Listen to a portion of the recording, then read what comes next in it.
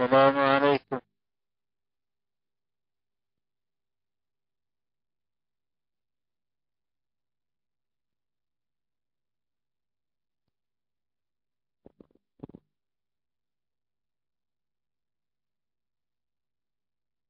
مو مشكلة.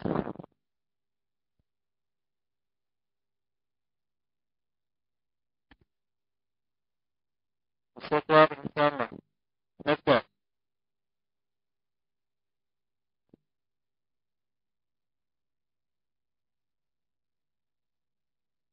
بسم الله الرحمن الرحيم. الحمد لله رب العالمين، صلى الله على نبينا محمد وعلى آله وصحبه أجمعين، وبعد. قليلا إن شاء الله ثم يصعد الصوت. طيب إخواني، نحن توقفنا بالأمس، توقفنا قبل أمس أقصد عند الأسماء الخمسة، واليوم سنأخذ الأفعال الخمسة، وأحببت أن أضعها لكم بهذه الصورة ليسهل فهمها إن شاء الله. طيب إخواني، هناك بعض الأشياء التي يجب أن نحفظها إن شاء الله مع دروسنا، وسأضع لكم الأشياء التي تحفظ، سأضعها لكم على شكل جدول أو صورة. هو المطلوب منكم الحفظ فقط، هو الذي تحفظوه فقط، وبقية الأشياء تفهمونها فهما. الأفعال الخمسة، نحن أخذنا الفعل المضارع وعرفناه وعرفنا علاماته. ممكن أحد الأخوة يذكرني بتعريف الفعل المضارع؟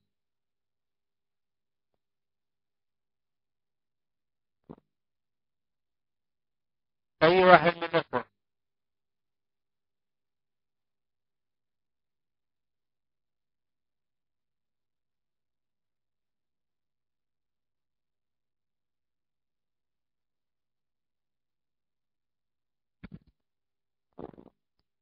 أحد الأخوة يذكرنا بتعريف الفعل المضارع.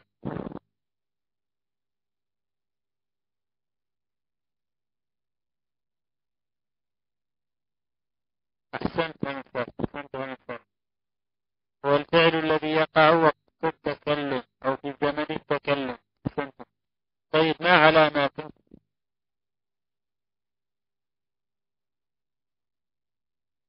ارتقاء. ما هي علاماته؟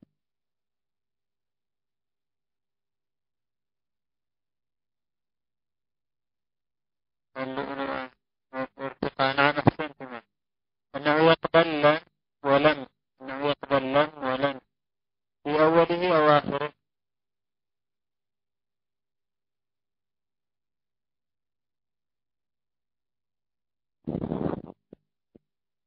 في أوله، نعم أحسنتم.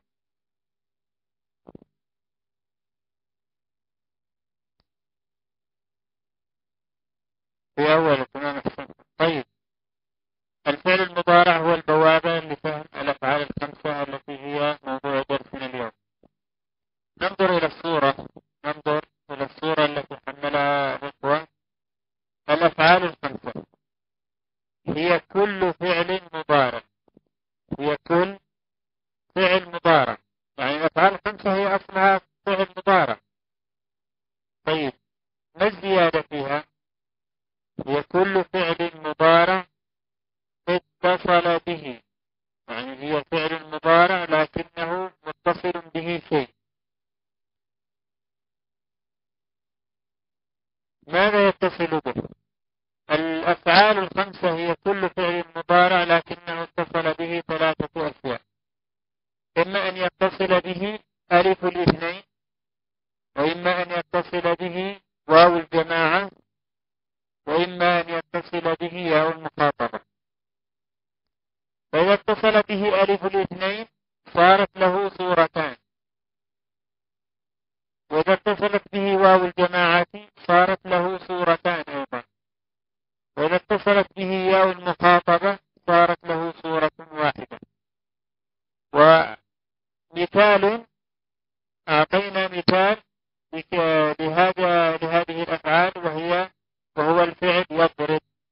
من ضرب، ماضيه ضرب، ومضارعه يضرب.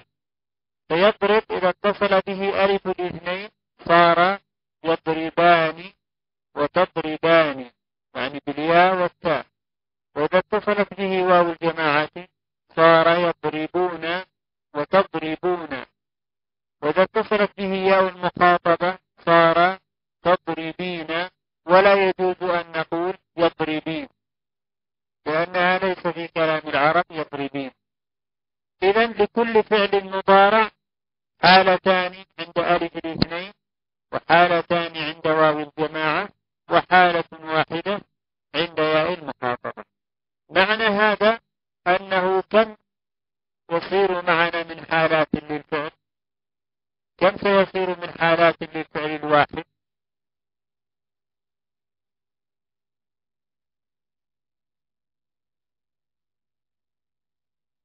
الإخوة أين ذهبتم؟ أم أن الصوت انقطع؟ لا، ليس ثلاث حالات. ثلاث حالات، ثلاث علامات، يعني ألف اثنين واو جماعة يا مخاطبة، ثلاث. لكن كم حالات؟ كم حالات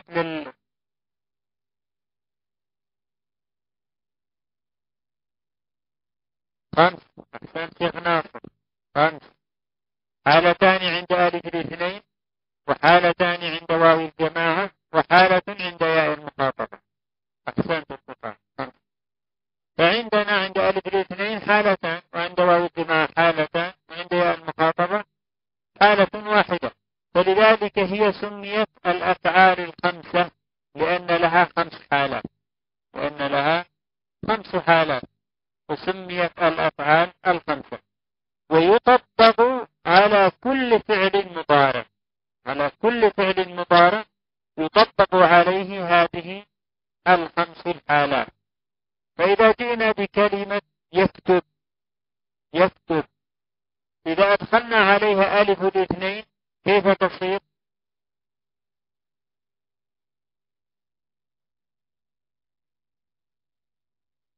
يكتبان. أحسنت يكتبان. ثم الحالة الأخرى يكتبان. أحسنت الجنة، أحسنت اللؤلؤة، يكتبان. الحالة الأخرى، الحالة الأخرى تكتبان. أحسنت البتول، تكتبان. إذا صار يكتبان وتكتبان. وإذا دخلت عليه واو الجماعة كيف يصير؟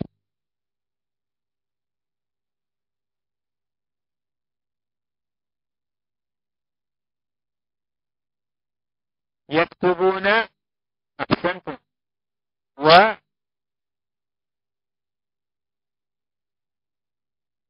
وتكتبون. أحسنتم، بارك الله فيك. وإذا دخلت عليه ياء المخاطبة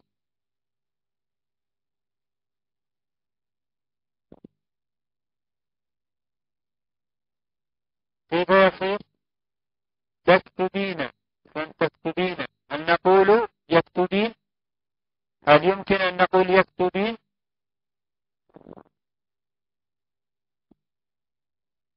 لا. أحسنتم، بارك الله فيك. إذن نعطي مثال بسيط على هذا الدرس حتى ننتقل منه. نعطي مثال بسيط. ال ال الأخت البتول، البتول، الفعل، الفعل يقرأ، الفعل يقرأ. أدخلي عليه ثلاث الحالات وأعطينا الخمس الحالات التي يأتي بها الفعل يقرأ. الفعل يقرأ. الإخوة، جميع الإخوة لا أحد يكتب شيء حتى تجيب. لا أحد يكتب شيء.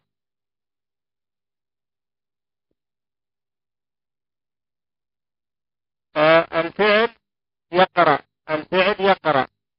طبقي عليه مثل ما عملنا في يضرب، يعني أدخلي عليه ألف الاثنين. ماذا نقول؟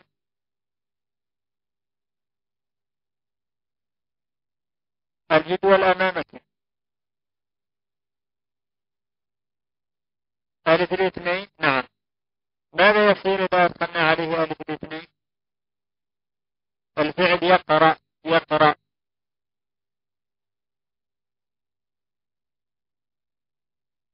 يقرأان وتقرأان. أحسنت. وإذا أدخلنا عليه واو الجماعة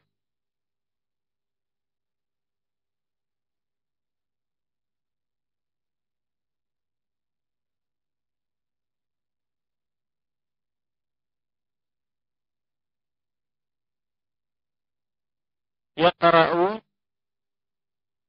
وتقرؤون. أحسنت.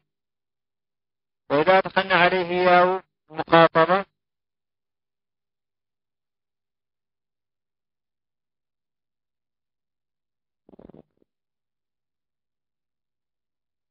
تقرأين.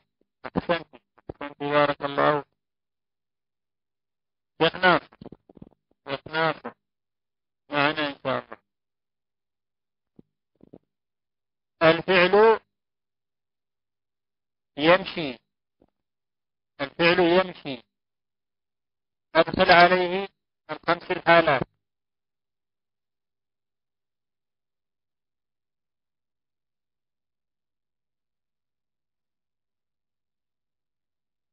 يمشيان وتمشيان. أحسنت. ثم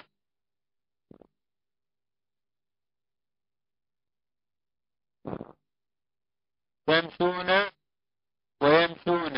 أحسنت. وتمشين. أحسنت بارك الله فيك. بارك الله فيك. لا أسمي بالاسم، أنا نسيت طبعا، المعذرة. والأصل أني أسأل من هو جاهز للسؤال، ونقولها الآن. الذي جاهز للسؤال يصعد من الإخوة. الذي هو جاهز للسؤال يصعد. همسات. أهلا. طيب أخت همسات.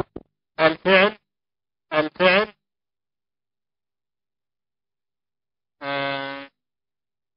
يجري، يجري. أو ممكن أن نغير السؤال. اختاري فعلا وطبقي عليه الخمس الحالات. اختاري فعلا مضارعا من عندك ما تريدين.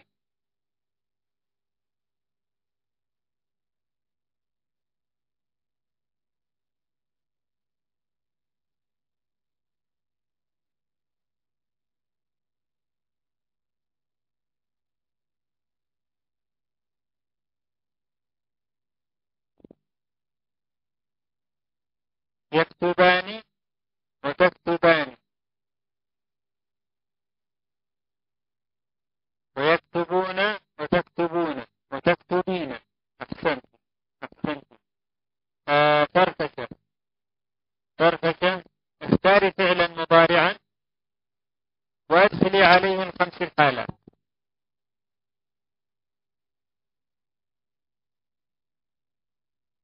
أنا أتجاوز الشيخ ناصر لأن قد سألناه سؤال، معذرة.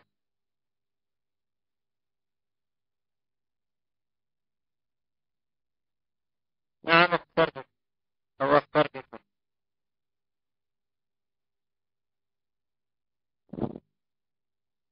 ائتي بفعل مضارع، ائتي بفعل مضارع وادخلي عليه الخمس الحالات مثل ما عملوا الإخوة همسات والشيخ ناصر والإخوة. السؤال مفهوم إن شاء الله.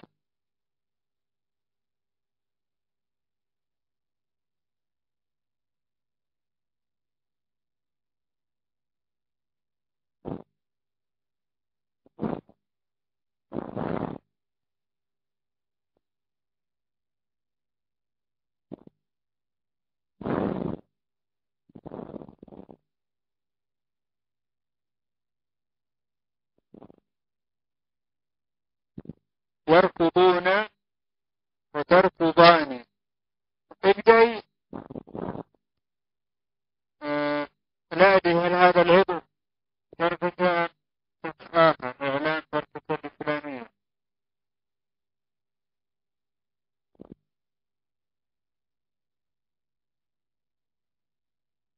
ابدأ بالمثل، ابدأ بألف، بالألف. تركة. أحسنت. يجلسان وتجلسان. يجلسان ألف الاثنين، وواو الجماعة يجلسون وتجلسون، وواو المخاطبة تجلسين. أحسن، بارك الله فيك، أحسن. طيب إخواني، إن شاء الله الأفعال الخمسة واضحة، إن شاء الله واضح. ننتقل منها.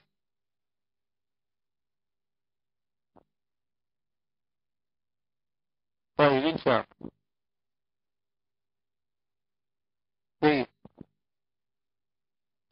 طيب إخواني، الإعراب والبناء. نريد أن نعرف ما هو الإعراب وما هو البناء، ونعرفه معرفة سطحية ما نتعمق فيه حتى يسهل على الإخوة فهم الدرس. الإعراب والبناء، حتى التعريف سنختصره لكم كثيرا.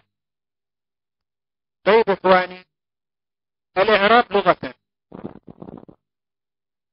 الإعراب لغة، إذا قلت فلان أعرب عما في نفسه، أعرب عما في نفسه، ما معنى أعرب هنا؟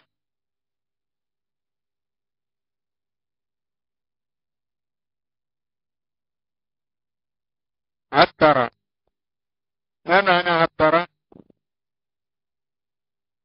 يعني كان هناك شيء في نفسه داخل في قلبه، ثم ماذا عمل به؟ أخرج أو أظهر. أظهر تنسقر العروبة، أظهر أو بين. فهمتم؟ فالإعراب هو الظهور أو وضح. فهمتم؟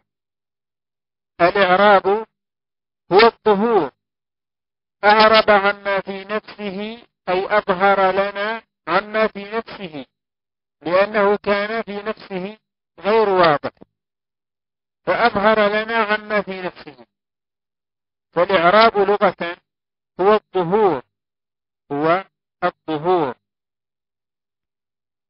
الإعراب لغة هو الظهور، لكن اصطلاحا، الإعراب اصطلاحا عند النحويين هو تغيير أواخر، هو تغيير حركة أواخر الكلمة، هو تغيير حركة أواخر الكلمة، هو تغيير حركة أواخر الكلمة. طبعا التعريف هو مطول، هو تغيير أواخر الكلمة لاختلاف العوامل الداخلة عليها لفظا أو تقديرا طويل، لكن نختصره في هذه الجملة. هو تغيير حركة أواخر الكلمة، ليس أواخرها، همسات أواخر. تمام، عدلي التعريف دينا. الأخ صغر العروبة، لا تكتب التفاصيل، لا تكتب حتى لا يتشوش على الإخوة. نريد التعريف البارد فقط. بارك الله فيك. هو تغيير حركة أواخر الكلمة. لا بأس، بارك الله فيك. أنا ذكرتها من باب، قلت لهم أن هناك تعريف مطول لكن نختصره على هذا فقط.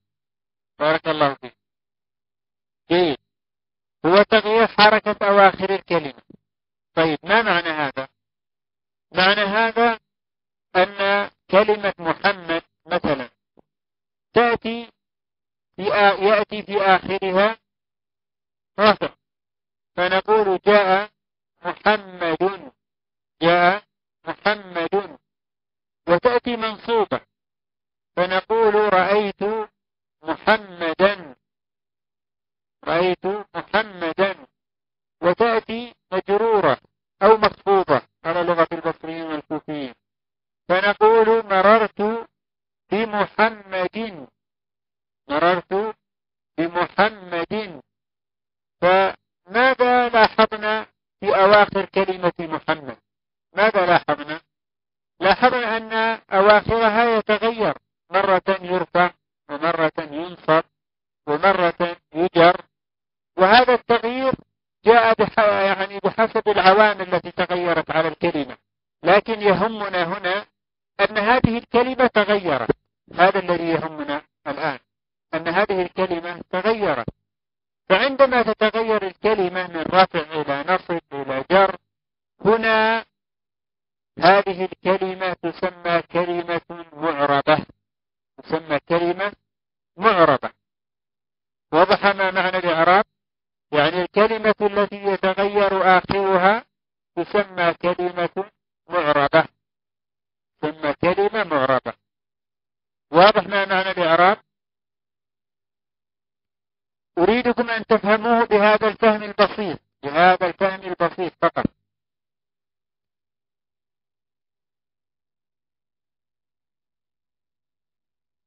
ثم ننتقل الآن إلى البناء.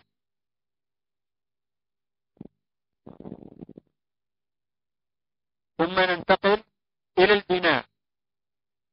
البناء لغة، البناء لغة هو الثبوت، الثبوت. الجدار إذا بني يظل ثابت لا يتغير، وسمي بناء، هو الثبوت. لا اصطلاحا عكس الإعراب، هو ثبوت حركة آخر الكلمة، هو ثبوت حركة آخر الكلمة. طيب، مثال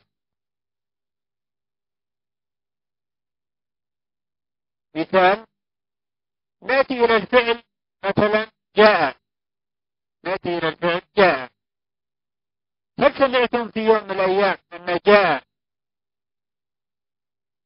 ننطقها جاءوا، ليست جاءوا بواو الجمع، لكن جاءوا بالضمة أو جائي بالكسر، هل تنطق بهذا الشكل؟ لا، أحسنت. لم تأتي العرب، أحسنت، اللغة مكنونة ثقيلة السنة، أحسنت، بسمة فرح، أحسنت، بسمة فرح، أخت وأخ،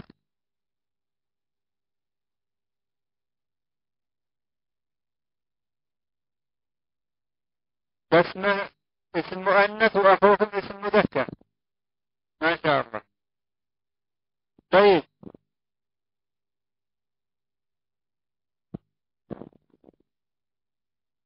صفة نعم، صفة يعني أخونا إن شاء الله، لأنه يعرف من البداية. طيب إخوان، جاء لم تسمعها العرب إلا مفتوحة، لم تسمعها العرب إلا مفتوحة، ولا تأتي يوم من الأيام بالضم ولا بالكسر. فهذه الكلمة ماذا تسمى؟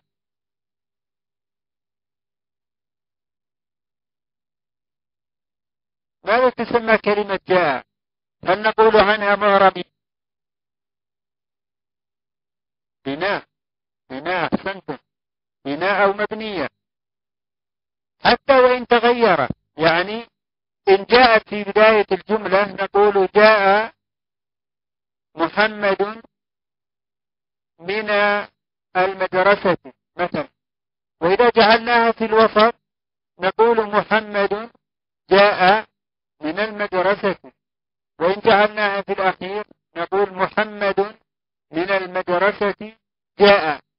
فنجد أن جاء في البداية وفي الوسط وفي النهاية لها حركة واحدة، لها حركة واحدة لا تتغير، فهذه تسمى كلمة مبنية، مبنية. فلذلك يقال في الفعل الماضي أنه جاء فعل ماض مبني على الفتح، مبني على الفتح دائما. طيب إخواني، الأسماء كلها مبنية، ونحفظ هذه القواعد المهمة. الأسماء كلها مبنية. واضح الآن؟ تحفظونها هكذا فقط، سنفصلها مستقبلا إن شاء الله. الأسماء كلها مبنية. الأفعال كلها مبنية على الفعل المضارع. الأفعال كلها مبنية إلا الفعل المضارع، يبنى في حالة واحدة إذا لم يتصل به شيء. ركزوا معي في هذه الجملة مهمة جدا. نحن قلنا الأسماء كلها ماذا؟ الأسماء كلها ماذا؟ نعم المضارع هو المستمر. نعم الأسماء كلها ماذا؟ مبنية. طيب الأفعال كلها مبنية عدا أي فعل؟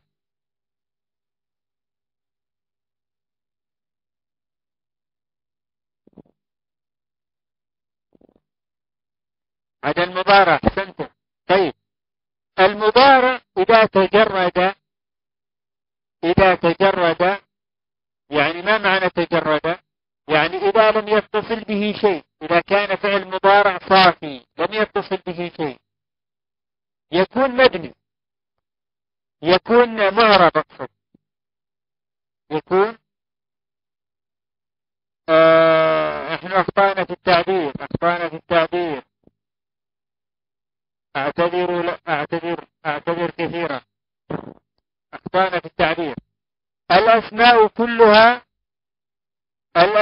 كلها معربة وليس مبنية. معربة.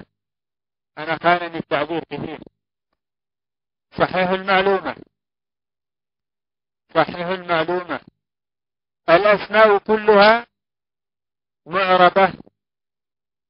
معربة. أحسنتم. الأفعال كلها مبنية إلا الفعل المضارع. يعني الأفعال كلها مبنية وليس الأسماء كلها مبنية. الأسماء كلها معربة والأفعال كلها مبنية إلا المضارع. طيب الفعل المضارع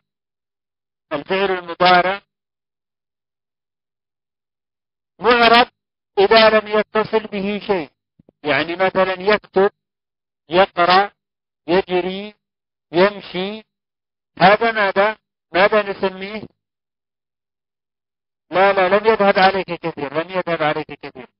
ذهب عليك شرح صفحة سهلة جدا هي موجودة الآن على الشاشة، ممكن تنسخها وتستمع إلى الدرس في نهاية المحاضرة إن شاء الله.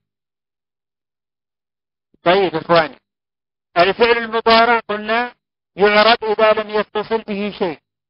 يعني إذا قلنا يكتب فقط هل نسميه مبني أم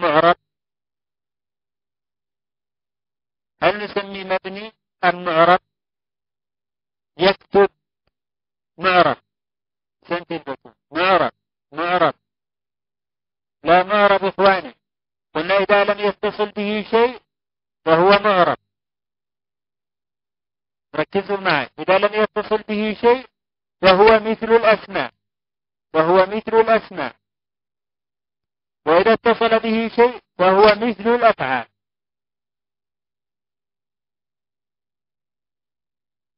الأسماء معربة. الفعل المضارع إذا لم يتصل به شيء فهو مثل الأسماء يعني معرب.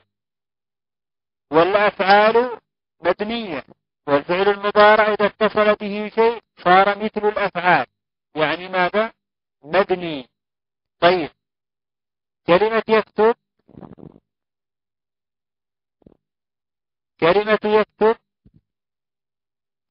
إذا قلنا يكتبوا أو يكتبون تصير مبنية أم معربة؟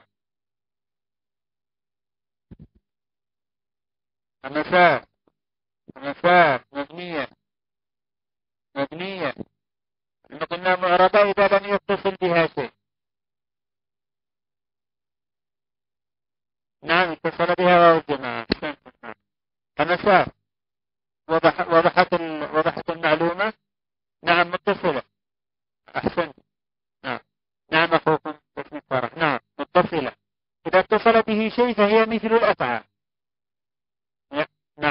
معنى أنها مبنية. وإذا اتصل به شيء إذا لم يتصل بها شيء فهي مثل الأسماء يعني معربة.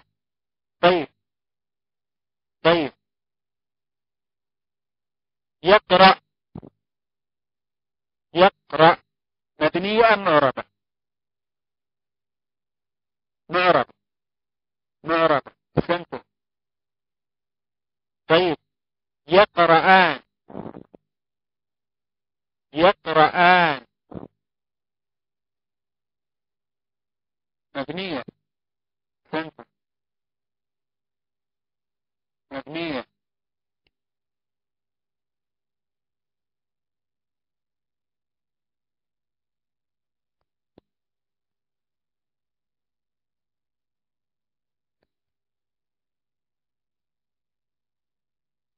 طيب باعتبارها بألف الاثنين. أحسنت. بألف الاثنين. طيب فهمنا ما معنى المعرب والمبني.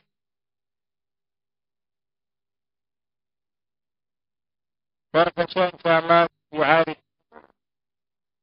استمعوا للدرس مرة أخرى. استمعوا للدرس من المنتدى من التسجيل. استمعوا للدرس وأي شيء غير واضح يمكن أن تكتبوا الأسئلة ثم تعرض.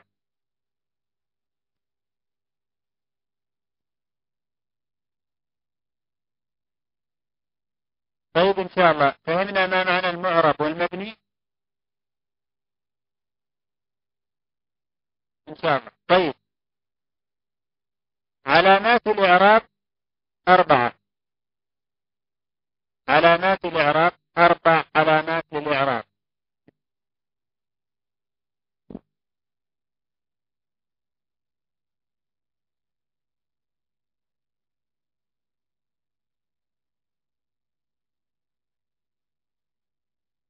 معنى الرفع والنصب والجر والجزم. هذه علامات الإعراب: الرفع والنصب والجر أو الخفض والجزم. الجر والخفض هي اختلاف بين الكوفيين والبصريين فقط، اختلاف لفظي فقط. ممكن أن نقول الجر ونقول الخفض، ليس هناك مشكلة. الرفع والنصب والجر والجزم. طيب الأسماء له نصيب من هذه العلامات، والأفعال لها نصيب من هذه العلامات. الأسماء يدخل عليها الرفع ويدخل عليها النصب ويدخل عليها الجر، ولكن الجزم لا يدخل عليها. الأسماء لا تجزم. الأسماء لا تجزم.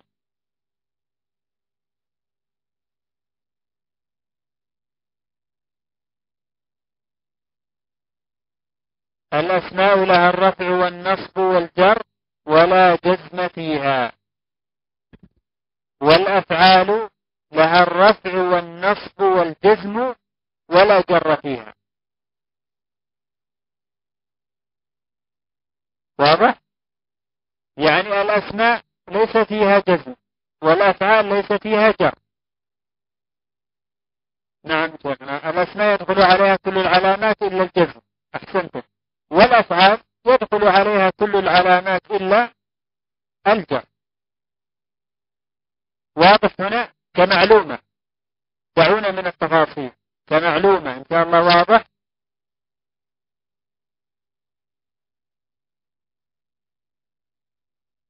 طيب إخواني، ابن مالك قال في بيت من أبياته: والاسم قد خصص بالجر كما قد خصص الفعل بأن ينجزما.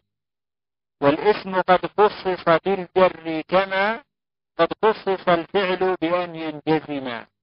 هذا بس للاستشهاد، لا يحفظ ولا تركزوا عليه. يعني أن الاسم خصص له الجر والفعل خصص له الجزم. واضح إلى هنا؟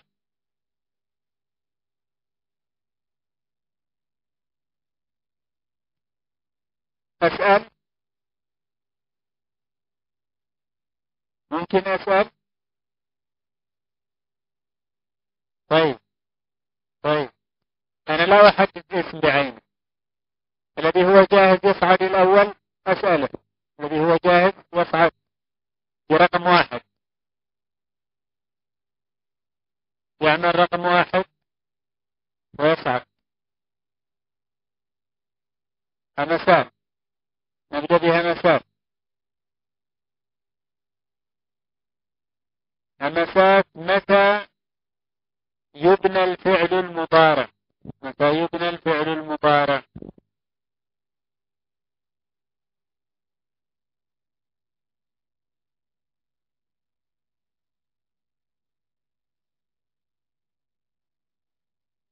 سؤال صعب قليلا.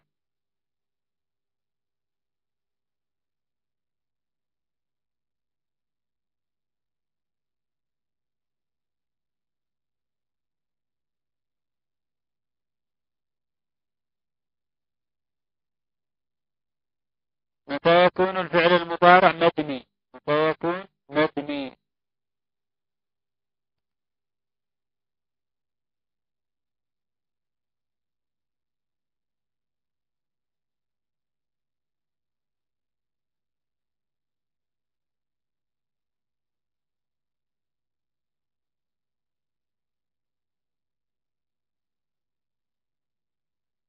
يبنى الفعل إذا ثبت حركة آخره.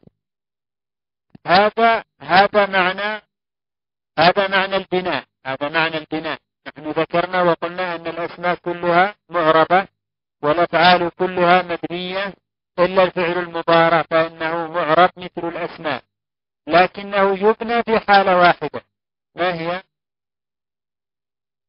ما هي هذه الحالة التي يبنى بها الفعل المضارع؟ ركزوا معنا. وقت همسات نحن ذكرنا يكتب البتول، الصبر.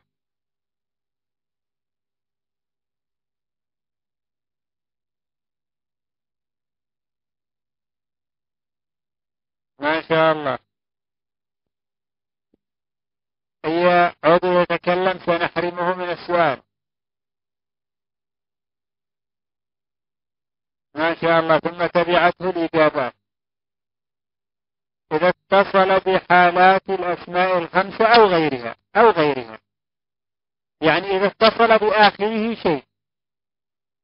أحسنت يا مساك. إذا اتصل بآخره شيء، سواء كان ألف الاثنين واو الجماعة يا المخاطبة نون التوكيد نون النسوة.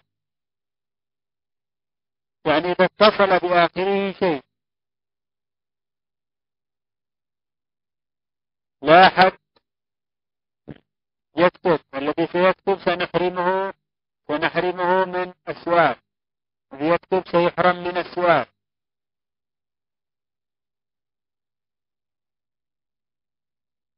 طيب، الذي صعد بعد همسات شيخ ناصر. شيخ ناصر السؤال: فعل الأمر مبني أم معرب؟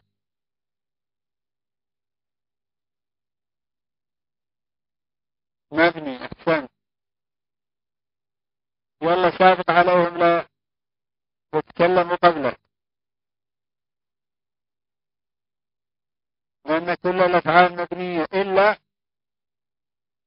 المضارع. أحسن، بارك الله فيك. اسمك فرح. أنت صعدت أم أخطأت؟ نعم. واسمك فرح.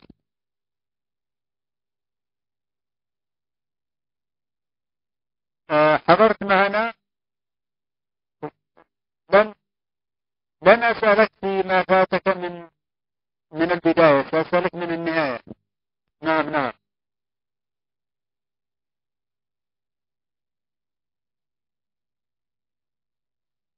نعم. جاء فعل ماض. جاء، هل هو معرب أم مبني؟ البتول.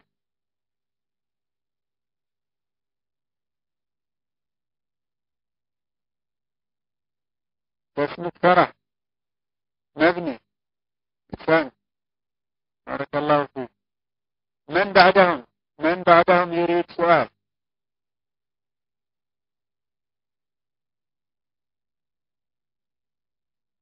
الذي يريد السؤال يصعد برقم 1.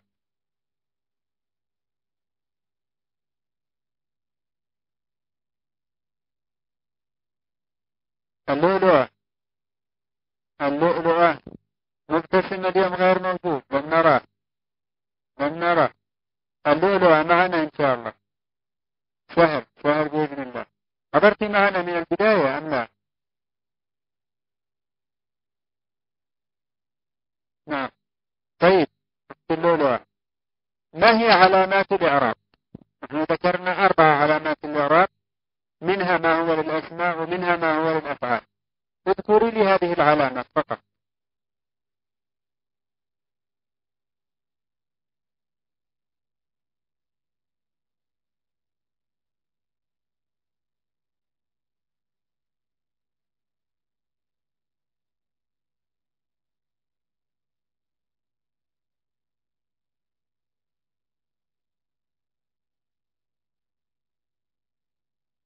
الأسماء الرفع والنصب والجر.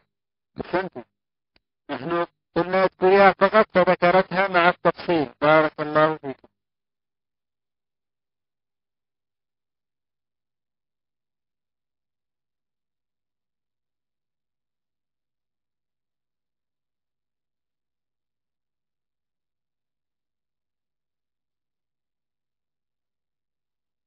والأفعال الرفع والنصب والجزم. أحسنت. بارك الله فيك. طيب إخواني، درس اليوم أنا أعرف أنه قصير، ولكن المعلومات الموجودة فيه كثيرة كثيرة، نريد حفظها. إضافة إلى الجدول، أحد الأخوة همسات، واحد الأخوة الذي رفع الصورة الأولى يرفع الصورة الثانية الآن. العضو فرفشة. اسمع إلى الدرس من التسجيل. اسمع إلى الدرس من التسجيل. إذا لم تفهم شيئا إن شاء الله غدا سأعيد الدرس. غدا سأعيد الدرس. إذا لم تفهم من التسجيل غدا سأعيد الدرس. لا تخف.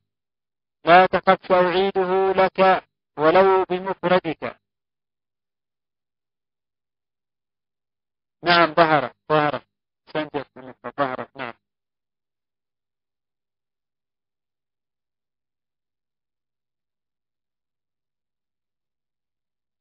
طيب إخواني. طيب إخواني، ننظر إلى الجدول.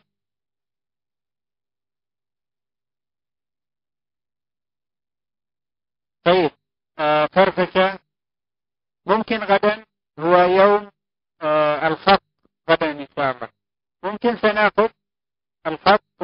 هو قصير، درس غدا إن شاء الله يكون قصير قليلا، ثم بعده مباشرة سنعيد هذا الدرس ونفهمه أكثر إن شاء الله. سنعيده ونوضحه أكثر لمن أراد أن يحضر. كن معنا غدا إن شاء الله، لا تتأخر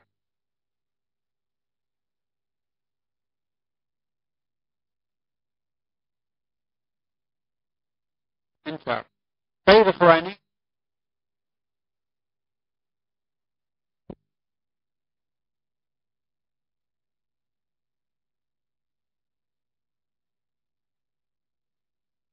طيب إخواني ننظر إلى الجدول.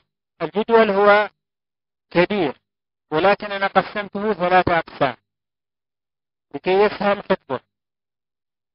طيب إخواني، النوع هذه التي شرحناها يوم الجمعة، إذا تذكرون شرحنا ما هو الاسم المفرد وما جمع التكسير وما هو المثنى وما هو جمع المذكر السالم والمؤنث السالم والأسماء ال5، واليوم ذكرنا الأفعال ال5. أظن تعريف كل واحد من هذه واضح.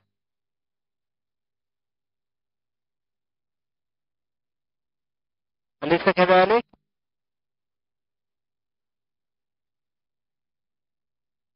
شخص واحد يقول نعم.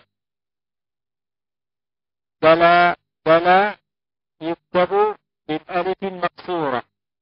بلا بالألف المقصورة. نعم. أحسنت فرقة. بلا. نعم أحسنت. نعم.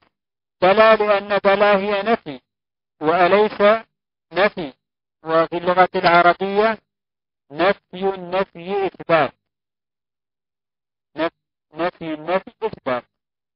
أحسنتم بارك الله فيكم. طيب نحن ذكرنا النوع الاسم المفرد، ثم جمع التكسير، ثم المثنى، ثم جمع المذكر السالم، ثم المؤنث السالم، ثم الأسماء ال5، ثم الأفعال ال5. يقول أوصف الأفعال ال5 أو الأفعال. لا، الأفعال هنا خطأ في الطباعة. الأفعال وليس الفعال.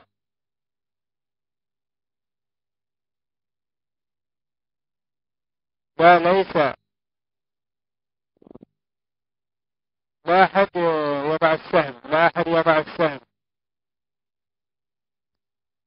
يضع السهم حتى نرى.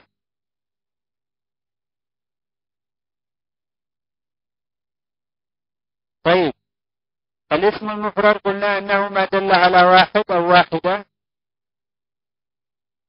وجمع التكسير ما دل على أكثر من 2 أو 2 مع تغير في صورة مفرده، والمثنى ما دل على أكثر من 2 أو 2، ما دل على 2 أو 2 ليس أكثر، ما دل على 2 أو 2.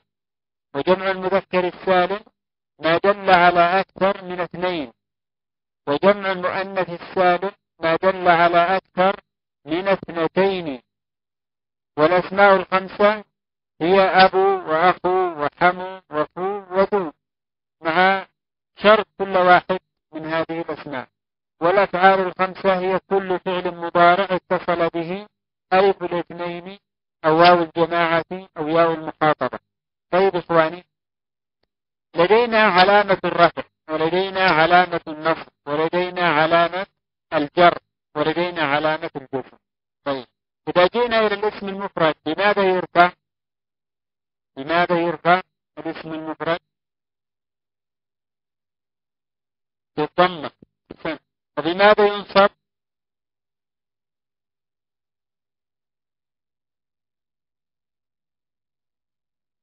بالفتحة. وبماذا يجر؟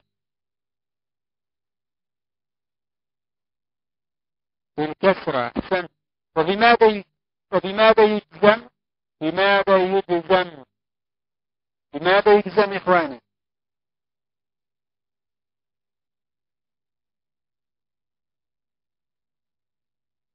مو مكتوب. مكتوب فراغ يعني. لماذا لم نضع للاسم المفرد علامة جزم؟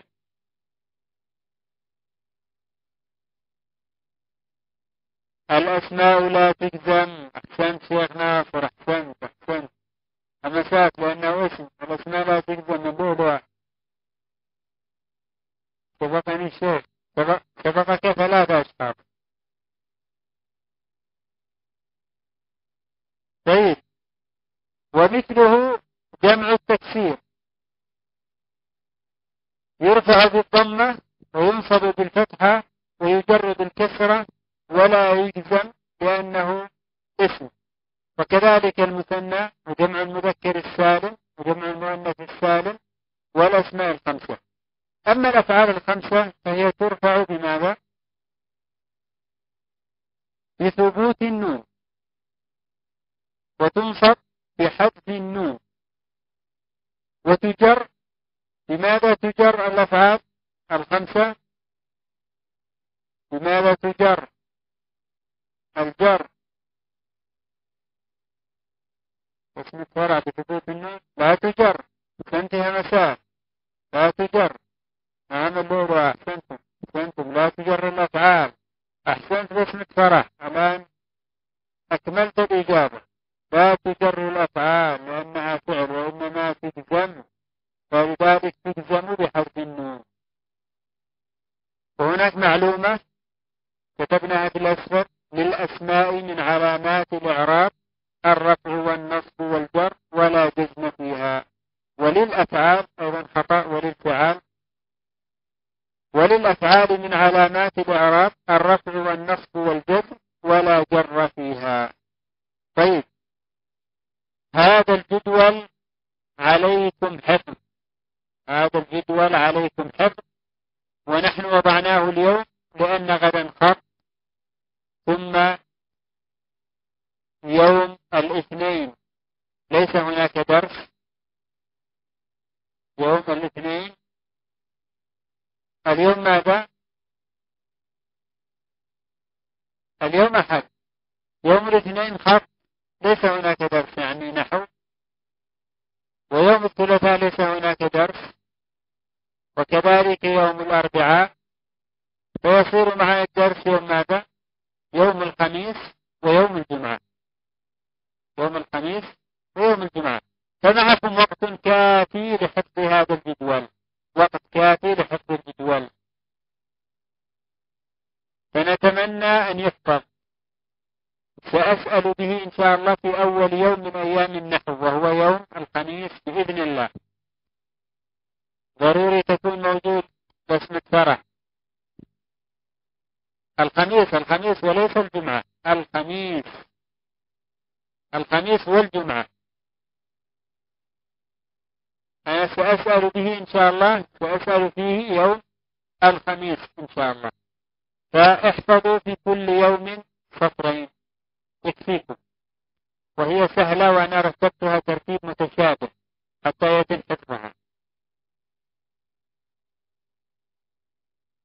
وأظن هناك من الإخوة الآن من هو يحفظها، لكن إن شاء الله يظل مع الإخوة حتى يوم الخميس. رابط الجدول أنا وضعته على الدردشة هنا، أنا وضعت الرابط. ارجعوا في المحادثة وسترون الرابط، أو يضعها أحد الإخوة الذين أرسلت الرابط. ممكن يعاد. أعيد الرابط، رابط الجدول. أعيد الرابط للإخوة.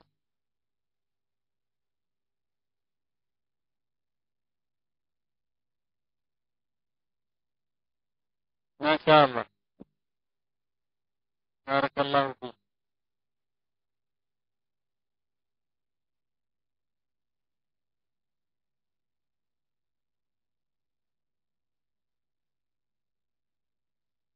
نعم، متحمس وفاهم ما شاء الله.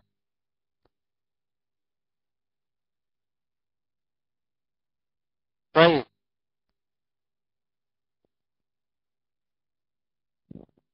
نعم، هذا هو الرابط. الذي يريد الرابط ينسخ الرابط، وهو الصورة مباشرة، صورة مباشرة. طيب، أنا أرى الآن بقي ربع ساعة للوقت. أنا أرى أن نعمل بهذه الربع الساعة اختبار أو مسابقة في النحو لما تم دراسته، لكل الذي تم دراسته.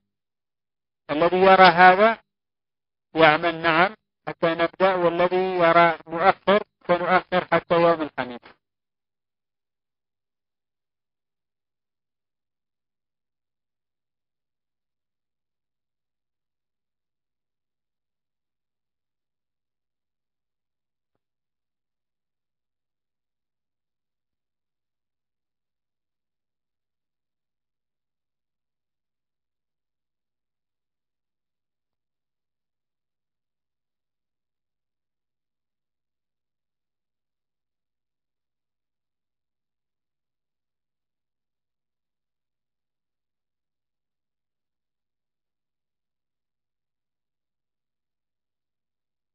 نعم. طيب شيخ ناصر، أنا أرى أن تصعد على المايك تقسم الإخوة. قسم الإخوة. أنا لا أعرف كيف نقسمهم، لكن طيب سنقسمهم. الهمسات على اليمين، على اليمين همسات.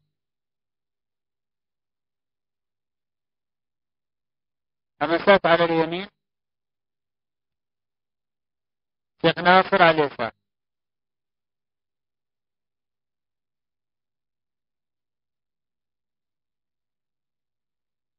بسمة فرح على اليمين.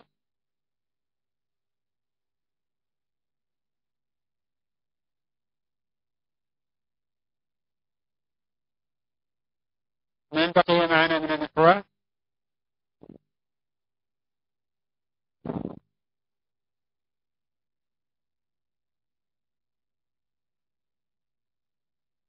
لا ليس فيه.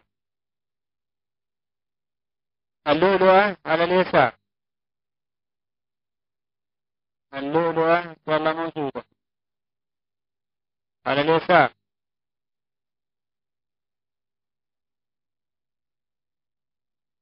نعم. البتول أيضا على اليسار. البتول على اليسار. فرفشة يأتي على اليمين. فرفشة يذهب على اليمين.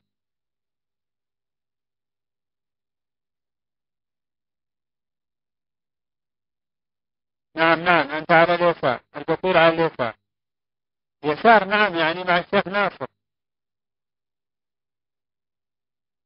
يسار الشاشة نعم.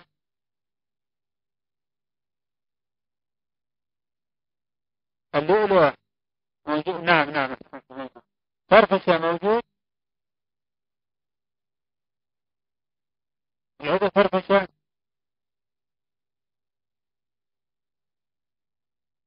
من بقي من الأعضاء؟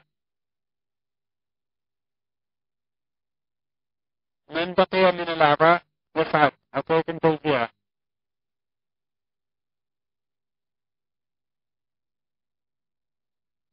عذرا يا رسول الله، اذهب على اليمين.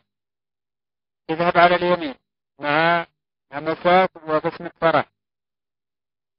اذهب على اليمين. عذرا يا رسول الله، اذهب على اليمين.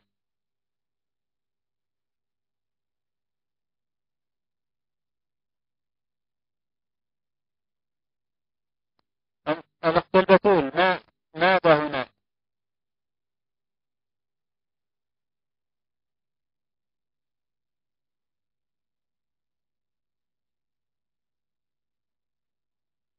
تمام جيد. البتول أنت على اليسار مع الشيخ ناصر. خلاص تبقي عندك. وزاكا وزيكا أيضا هذا معنا.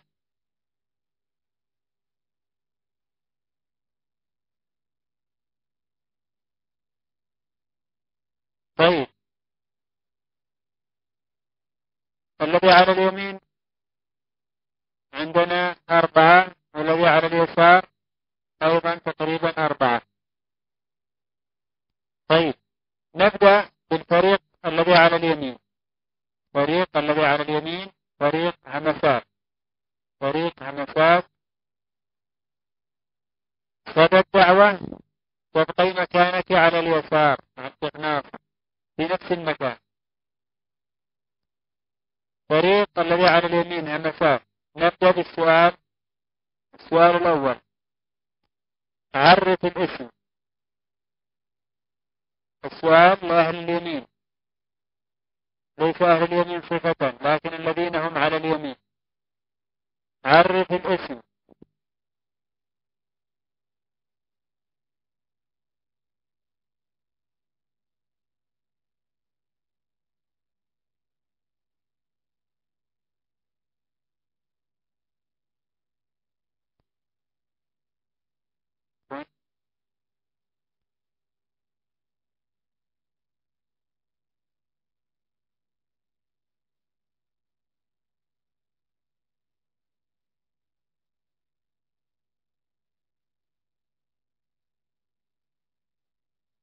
الاسم ما دل على شيء في نفسه ولم يقترن بزمان أو معنى، ليس مشكلة. إجابة صحيحة، إجابة صحيحة، درجة كاملة بالفريق الذي على جهة اليمين، درجة كاملة. الفريق الذي على اليسار فريق شيخ ناصر.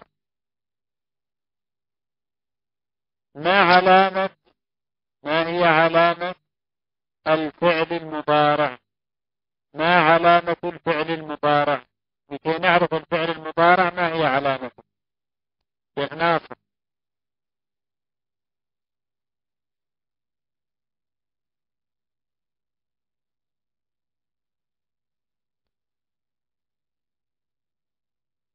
تقول لن ولن. سنت وقبل لن ولن في أوله. سنتما. إذا درجة بدرجة، درجة بدرجة. أحب لك ويكتب الدرجات. طيب الفريق همسات، فريق همسات.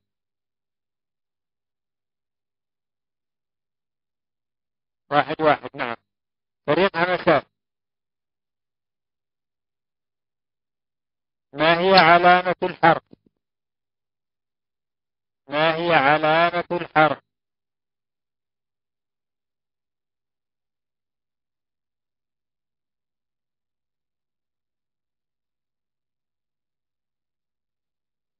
لا علامة له. سنت فرق. ليس له علامة، وعلامته ألا يقبل العلامة. سنت إجابة كاملة. العلامة أنه لا علامة له. إذا درجة كاملة لفريق همسات. فريق الشيخ ناصر. فريق الشيخ ناصر. ما الدليل على أن الكلام ينقسم إلى اسم وفعل وحرف فقط؟ ما الدليل على أن الكلام ينقسم إلى 3 أقسام فقط؟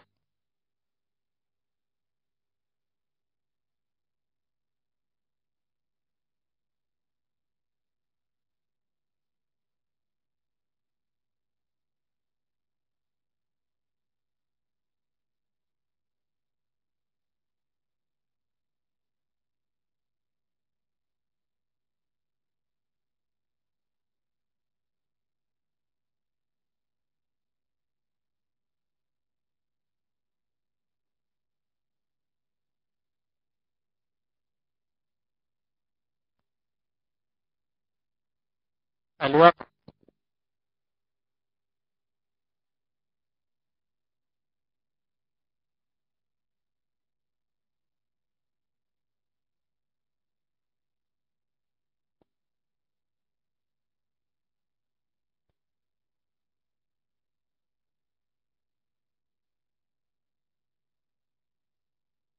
السؤال واضح أو لا؟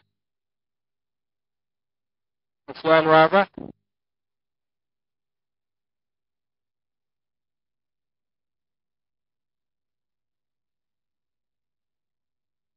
نعم. إذن أجيب. الدليل ربما بالتتبع من خلال ما جاء في القرآن والسنة على ما فهمت من السؤال. أحسنت، بارك الله فيك. دليلنا التتبع، وفي آخر غير التتبع، لكن يكفي التتبع. فرفشة ستقسم عليكم درجة إذا أعدتم الإجابة. انتبهوا، ليس هناك حق لأي شخص من الفريق أن يجيب على أي سؤال للفريق الآخر. الاستقراء والتتبع أو التتبع يكفي. أحسنت، بارك الله فيك. إذن درجتين بدرجتين، درجتان بدرجتين. ليس أركض، لا، ولكن تجاوبون إذا السؤال موجه لكم، لأنه موجه لهم نريدهم أن يفكروا قليلا.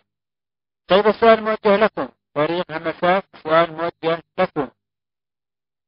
السؤال: عرف جمع التكسير.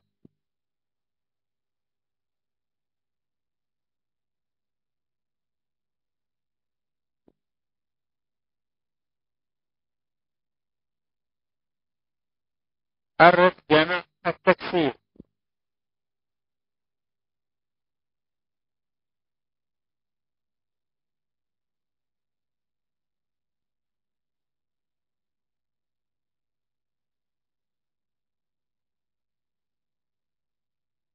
وما دل على أكثر من 2 أو 2 مع تغير في صورة مفرده. إجابة كاملة، بارك الله فيكم. إجابة كاملة، أحسنتم. فريق الشيخ ناصر، فريق الشيخ ناصر.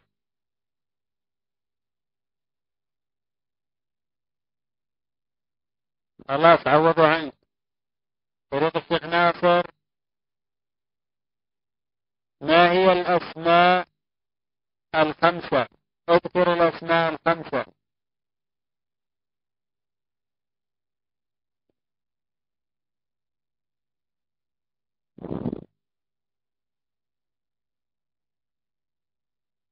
والله البتول إذا بدها تجاوب تقسم عليكم.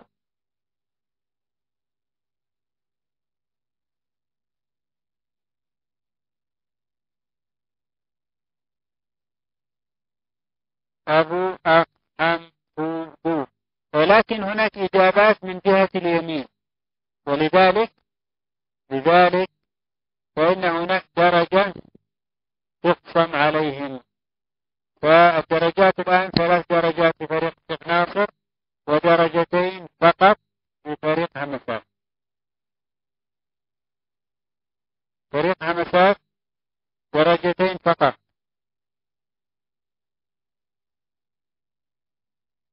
البطول مع الشيخ ناصر، اذهبي إلى الاتجاه الذي فيه الشيخ ناصر، اذهبي إلى هناك اتجاه الشيخ ناصر، لا تقعدي مع الفريق ثم تجاوبي من المكان الذي هم فيه. اذهبي إلى الجهة الأخرى. اليسار هو الذي فيه الشيخ ناصر، هو جهة اليسار في الكمبيوتر، جهة اليسار. هل هي معكم أم مع الشيخ ناصر؟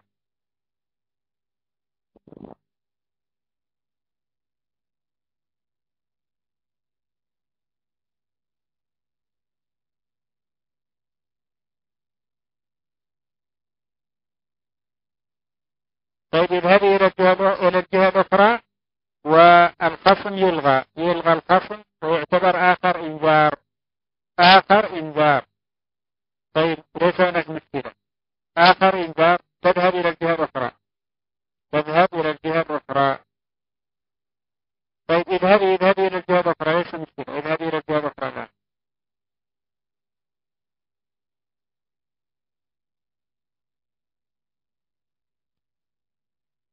طيب لا، هناك أخذاك، هناك مشكلة في الفهم، هناك مشكلة في الفهم. هي تحسب أنها مع فريق الشيخ ناصر، هذا عذر مقبول، وتذهب إلى هناك في الاتجاه الآخر. طيب نواصل. السؤال الرابع لفريق همسات، السؤال الرابع فريق همسات، وهو ذو التي هي من الأسماء الخمسة، لا نسميها من الأسماء الخمسة إلا بشرط. ما هو الشرط لكي تصير من الأسماء الخمسة؟ السؤال واضح؟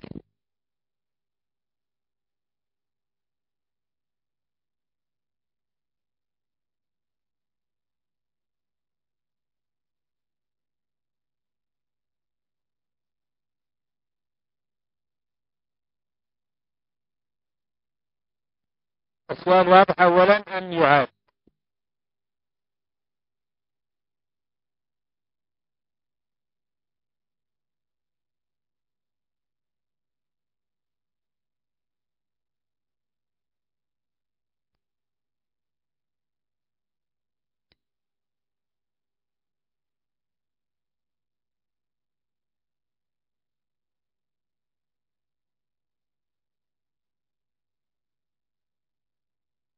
أن يأتي بمعنى صاحب، أن يأتي بمعنى صاحب. أحسنتم، إجابة صحيحة. يأتي بمعنى صاحب. أحسنتم. طيب، إجابة صحيحة. فريق شيخ ناصر، فريق شيخ ناصر، اذكر شرط واحد لأب وأخ وحم لكي تعمل. هناك 3 شروط طبعا. اذكر شرط واحد فقط للثلاثة، لأب وأخو وحم، لكي تكون من الأسماء ال5.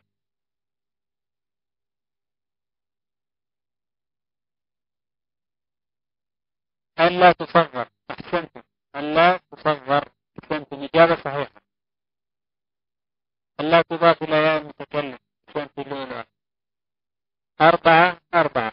طيب، السؤال الخامس فريق همسات. السؤال الخامس.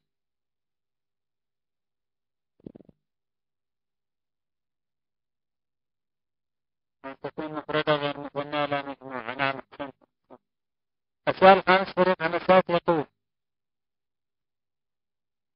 ما هو تعريف الفعل المضارع وما هي علامته؟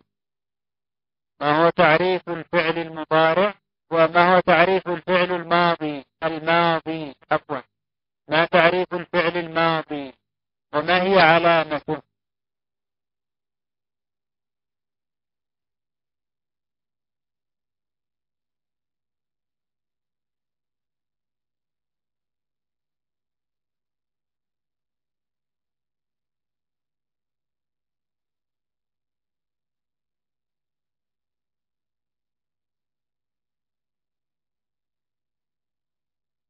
وما وقع قبل وقت التكلم، ما دل على حدث وقع في أحد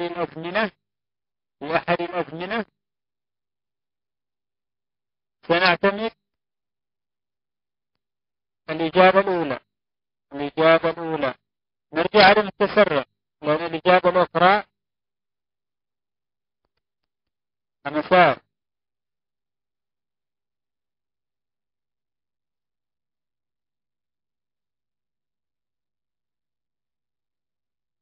هو ما وقع قبل وقت التكلم صحيح. وفرفش ذكر يقبل تاء التانيث في آخره صحيح.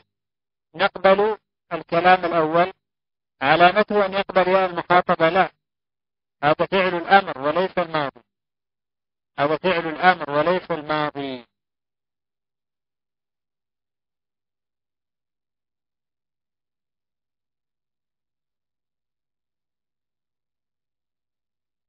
نعم.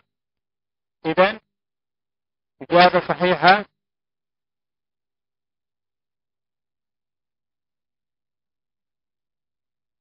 طيب، فريق شيخ ناصر، عرف فعل الأمر وما هي علامته. عرف فعل الأمر وما هي علامته.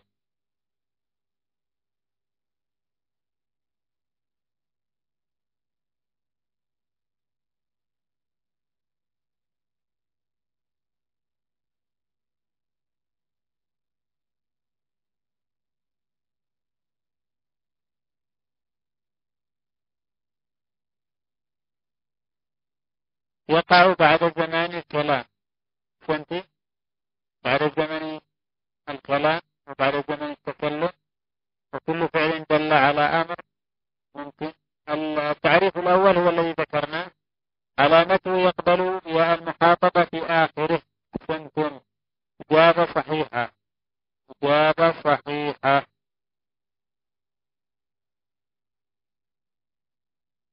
إذن إجابة صحيحة. 5. أحسنتم. طيب، فريق همسات.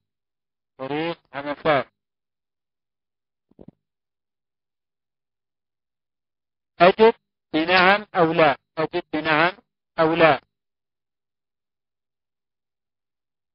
إذا كان الفعل المضارع متصلا بألف التأنيث، هل هو معرب؟ إذا كان الفعل المضارع متصل به ألف الاثنين، هل هو معرب؟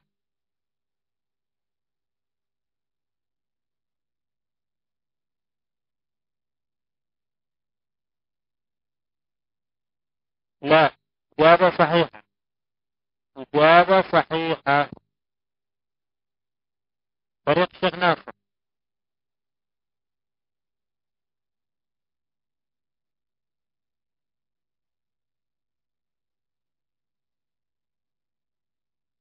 الأفعال كلها مبنية إلا الماضي. إجابة صحيحة أم خاطئة؟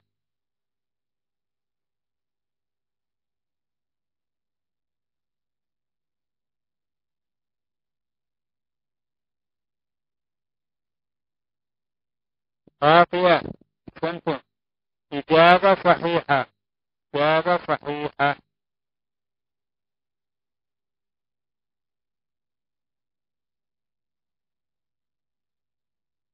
آه الخمسات مع من؟ لا تتسرعوا في الإجابة من الجهات لأنه سيحسب عليكم. سيحسب عليكم، لا تتسرعون. طيب فريق همسات، أجب بنعم أو لا.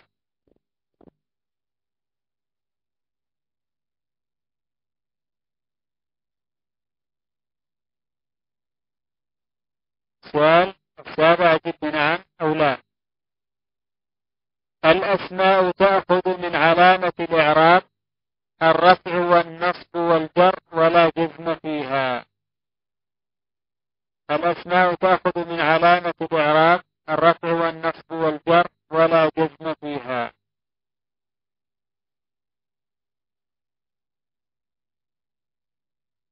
نعم صحيح. إجابة صحيحة. إجابة صحيحة. فريق الشيخ ناصر. الأفعال تأخذ من علامة الإعراب الرفع والنصب والجر ولا جزم فيها. الرفع والنصب والجر ولا جزم فيها. إجابة خاطئة. نعم إجابة صحيحة. ولا جر فيها. أحسنتم.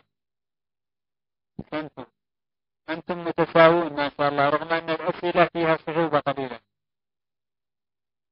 طيب السؤال الثاني. السؤال الثاني. السؤال الثاني. نحن ذكرنا 3 معاني للنحو. 3 معاني للنحو. فاعطوني معنى واحد لكلمة نحو. فريق همسات.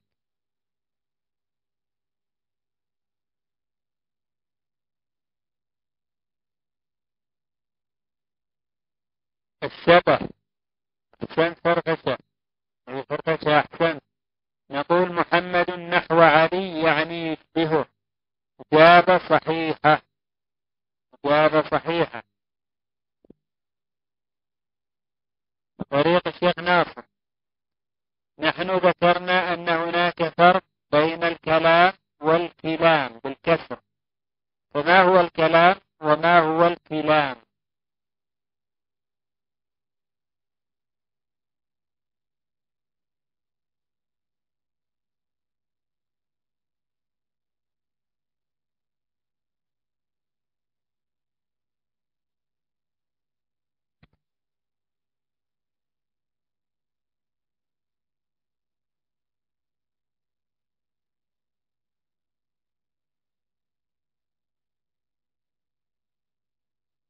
الكلام بالفتح هو الكلام المعروف وبالكسر هو الجروح. أحسنت. أحسنت. إجابة صحيحة.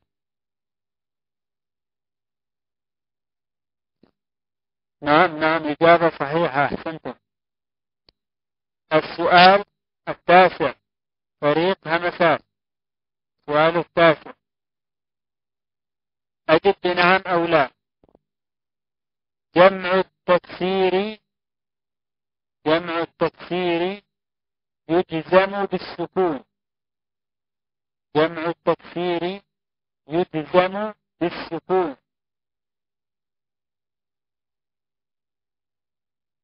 لا يجزم. أحسنت، إجابة صحيحة. طريق الشيخ ناصر. الأفعال الخمسة تجر بحذف النون. الأفعال الخمسة تجر بحذف النون. إجابة خاطئة. اللؤلؤة. سبقتكم في الإجابة.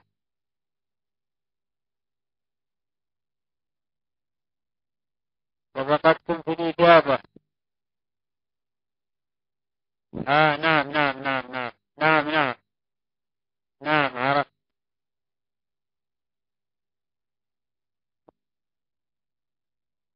اللؤلؤة.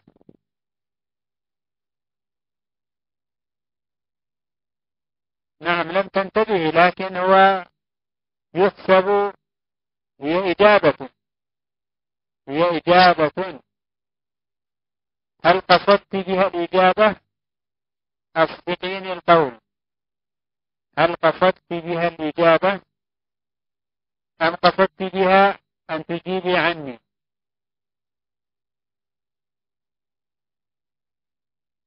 الأعمال بالنيات إلا هنا. أنا أريدها هي أن ترد. لو انتبه للسؤال، يعني هل هي إجابة أم لا؟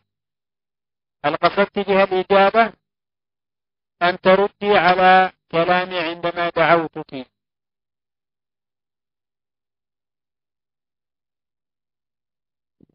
نعم إجابة. إذن أحسنت بارك الله فيك. إجابة خاطئة.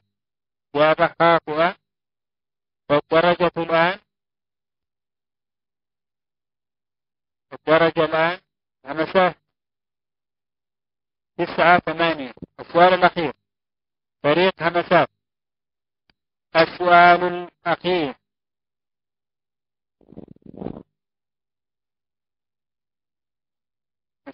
الأخير. ذكرنا شجرة شبهنا بها الحرف. ما اسمها كما ذكرناها علميا، ليس كما ذكرها الإخوة. ما اسمها؟ العندليب. إجابة صحيحة. فريق الشيخ ناصر.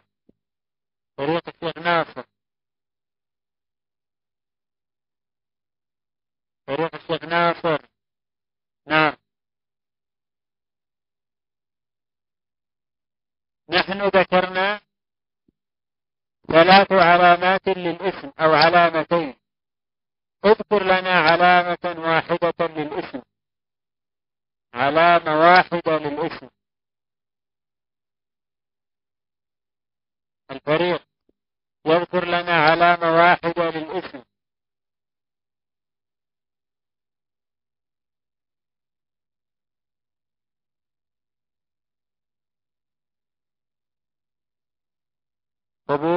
تقول أحسنتم بارك الله فيكم. وتنتهي المسابقة إلى هنا بدرجة. كم الدرجة النهائية؟ 10-9 لصالح فريق الذي على اليمين، فريق همسات، بفارق درجة واحدة. مبارك عليكم. وأضع 3 دقائق فقط. إذا هناك أسئلة في درس اليوم، لأن لدي دوام الآن. أريد إذا هناك أسئلة في درس اليوم مهمة تريدونها تضعونها الآن.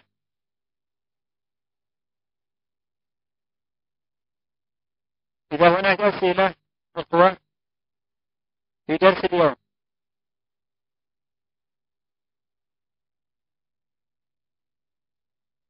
ليس هناك شيء. آمين وأجركم إن شاء الله. آمين وأجركم. وأتمنى منكم لم يفهم شيء من الدروس أن يتكلم وسنعيد أي درس يريد. أنا أخوكم ولست أستاذكم، أخوكم. أشرح لأحد الإخوة ما يريد، أشرح لكم. كلنا طلاب علم وكلنا متعلم وكلنا طلاب علم، نريد أن نوصل العلم للآخرين، وأستفيد منكم وتستفيدون منا. بارك الله فيكم.